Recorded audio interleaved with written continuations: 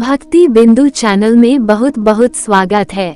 तो दोस्तों, आज की वीडियो में आपको सुनाने जा रही हूँ कहानी सबसे बड़ा भक्त कौन। तो दोस्तों, वीडियो को लास्ट तक जरूर देखना और वीडियो को लाइक सब्सक्राइब करके घंटी पर जरूर क्लिक कर देना। तो चलिए मैं आपको आज की कहानी सुनाती हूँ।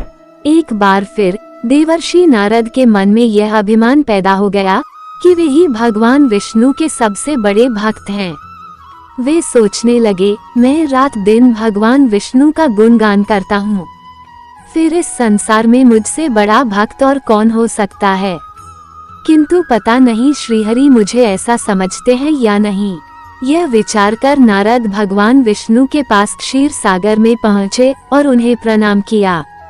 विष्णु जी बोले, आओ नारद, कहो कैसे आना हुआ। नारद बोले, भगवान मैं आपसे एक बात पूछने आया हूँ।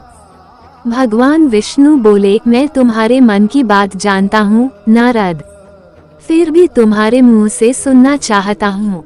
नारद ने कहा, हे देव, मैं जीवन भर आपका गुणगान करता रहा हूँ, पल पल हर क्षण मुझे बस आपका ही ध्यान रहता है।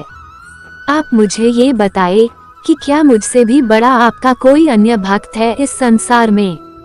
भगवान विष्णु समझ तो पहले ही गए थे कि नारद को अपनी भक्ति पर अभिमान पैदा हो गया है, किंतु अपने मन की बात छुपाकर वे बोले, नारद, इस प्रश्न के लिए तो तुम्हें मेरे साथ मृत्यु लोक चलना पड़ेगा।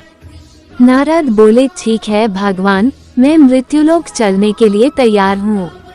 भगवान विष्णु नारद को लेकर मृत्युलोक चल पड़े।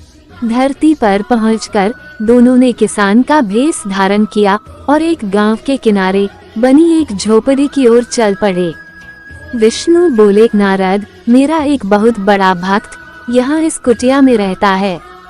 आश्चर्य है, क्या मुझसे बढ़कर भी किसी की भक्ति हो सकती है। नारद के मुख से निकला, क्या वह भी मेरी तरह आपका ध्यान लगाए रहता है। आओ स्वयं ही जान लोगे। विष्णु ने कहा और उस कुटिया की ओर बढ़ गए। किसान उस समय कुटिया के बाहर अपनी गाय को बांध रहा था। उसके मुख से हरि हरि गोविंद का स्वर निकल रहा था। किसान भैंसधारी विष्णु ने उसके निकट जाकर नारायण नारायण कहा तो किसान ने विनीत स्वर में पूछा, आप कहाँ से आए हैं भद्र, मेरे लिए कोई सेवा हो तो निसंकोच बताइए। किसान वेशधारी भगवान विष्णु ने कहा, हम नगर जा रहे हैं पर अंधेरा घिरने लगा है। वन में जंगली पशुओं का डर है, इसलिए रात भर आश्रय चाहते हैं। किसान ने प्रसन्न भाव से कहा, मेरी कुटिया में आपका स्वागत है भद्र, और जो रखा सूखा घर में है आपके लिए हाजिर है। भगवान ने मुझे आप लोगों की सेवा करने का अवसर दिया है, बड़ी कृपा हुई उनकी। बाहर एक खटिया पर दोनों को बिठाकर किसान अंदर गया और अपनी पत्नी से कहा, देवी, दो अतिथि आए हैं। किसान की पत्नी उस समय अपने बच्चों को भोजन परोस रही थी। धीरे से आटे का बर्तन देखते हुए बोली, घर में इतना सा ही आटा है और ये बच्चे और भोजन मांग रहे हैं। किसान बोला, कोई बात नहीं, हम अतिथियों को भरपेट भोजन कराएंगे, तुम बच्चों को आज कांजी बनाकर पिला देना। नारद और भगवान विष्णु ने उन दोनों का सारा वार्तालाप सुना, फिर भी परीक्षा के लिए भोजन की थाली पर बैठ गए। जब दोनों भरपेट भोजन कर चुके तो नारद सोचने लगे, ये सीधा साधा गृहस्थ भगवान का सबसे बड़ा भक्त कैसे हो सकता है। उधर श्रीहरि ने किसान से और भोजन लाने की फरमाइश कर दी। बोले, मेरा पेट अभी नहीं भरा, क्या और भोजन मिलेगा। किसान रसोई घर में गया और जाकर पत्नी से पूछा, कुछ और भोजन बचा है क्या। पत्नी बोली, बच्चों के लिए कांजी बनाई है, बस वही शेष है। विष्णु और नारद वह भी पी गए। किसान और उसके परिवार को भूखे ही सोना पड़ा। भूखे बच्चे माँ का आंचल थाम के उठे, माँ नींद नहीं आ रही है, मुझे बड़े जोर की भूख लगी है, पिताजी ने उन अतिथियों को कांजी भी क्यों पिला दी। किसान ने बच्चे के सर पर हाथ फेरते हुए कहा, अतिथि को भोजन कराना स्वयं विष्णु भगवान को भोग लगाने के समान है बेटा। बाहर दोनों अतिथि अलग अलग बिस्तरों पर लेटे हुए थे। भगवान विष्णु ने कहा, तुमने सुना नारद, किसान और उसके परिवार को भोजन नहीं मिला, फिर भी वह मेरे गुण गा रहे हैं। ये तो कुछ भी नहीं है। मैंने तो कई दिनों तक भूखे रहकर आपका स्मरण किया है। अगले दिन सुबह उन्होंने देखा किसान भगवान विष्णु की मूर्ति के सामने कह रहा था, गोविंद हरि हरि, तुम सदा मेरे मन में बसे रहो, बस मुझे कुछ और नहीं चाहिए।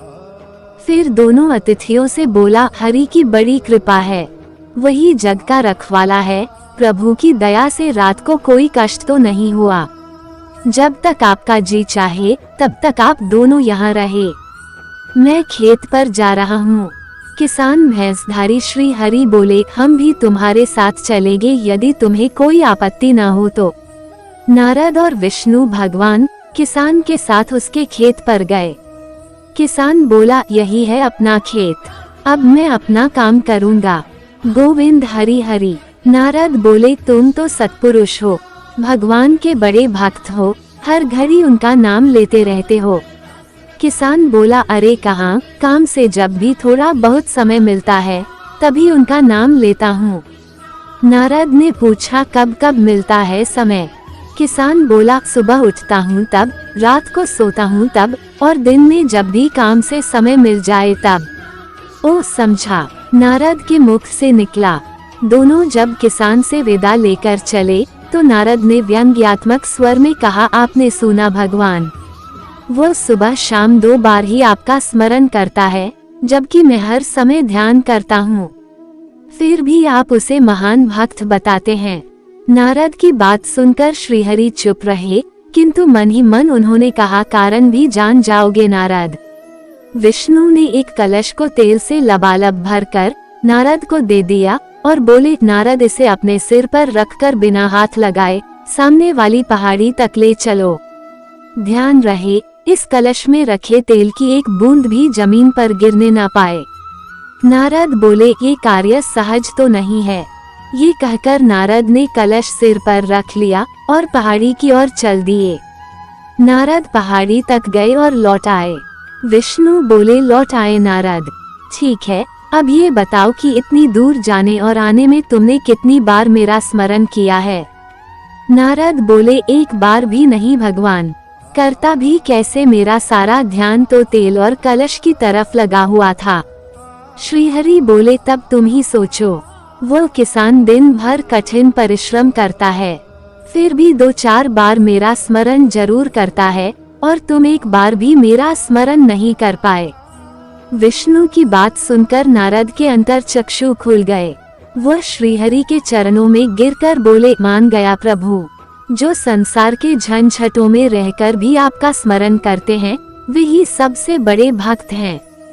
तो दोस्तों, ये कहानी आपको कैसी लगी कमेंट अवश्य करें, और इसी तरह की वीडियो को देखने के लिए आप मेरे चैनल को लाइक एंड सब्सक्राइब कर लीजिए और बेल आइकन को भी दबा दीजिए, ताकि मेरी आने वाली सभी वीडियो का नोटिफिकेशन आपको सबसे पहले मिल सके।